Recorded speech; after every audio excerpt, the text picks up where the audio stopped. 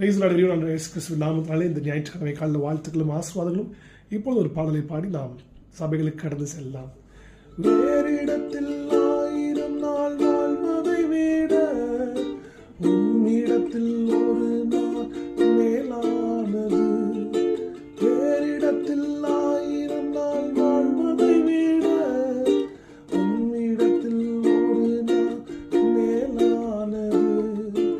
ஒவ்வொரு நாளும் உமது இல்லத்தில், ஒவ்வொரு நாளும் உமது இல்லத்தில் வாசலில் காத்திருப்பேன். ஆமென், வாசலில் காத்திருப்பேன். ஒவ்வொரு நாளும் உமது இல்லத்தில், ஒவ்வொரு நாளும் உமது இல்லத்தில் வாசலில் காத்திருப்பேன். ஆமென், வாசலில் காத்திருப்பேன். ஆமென்.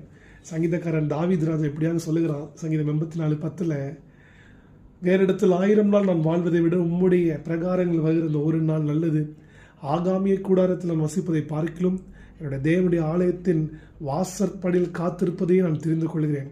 எவ்வளோ ஆசைப்படுறேன் கர்த்தருடைய பிரசனத்து மேலே, அவர் சபைக்கு கூடி வரதில்லை. எவ்வளோ பெரிய ஒரு ஆசையை தாவீது ராஜா தன்னுடைய இளம் வயதில் தொடங்கி அவன் அரசனாய் மரிக்கிற வரைக்கும் இந்த ஆட்டிடியூட் வச்சுருந்தான். So as a man of God, as a servant of God, I encourage all the children of God. எல்லா தேவ பிள்ளை என்கரேஜ் பண்ணுறேன். எல்லாரும் சபைக்கு வாங்க, தேவ பிரசனத்தை தேடி வாங்க, தேவ ஜனங்களோடு சேர்ந்து தேவனை ஆராதிக்கும்படி வாங்க. அங்கே தான் பெரிய வல்லமை, பெரிய ஒரு ஒற்றுமை, கர்த்தர் அங்கே ஆசீர்வாதத்தையும் ஜீவனையும் வைக்கிறார் என்று சங்கீதத்தில் வாசிக்கிறோம். ஸோ எல்லாரும் கடந்து வாங்க.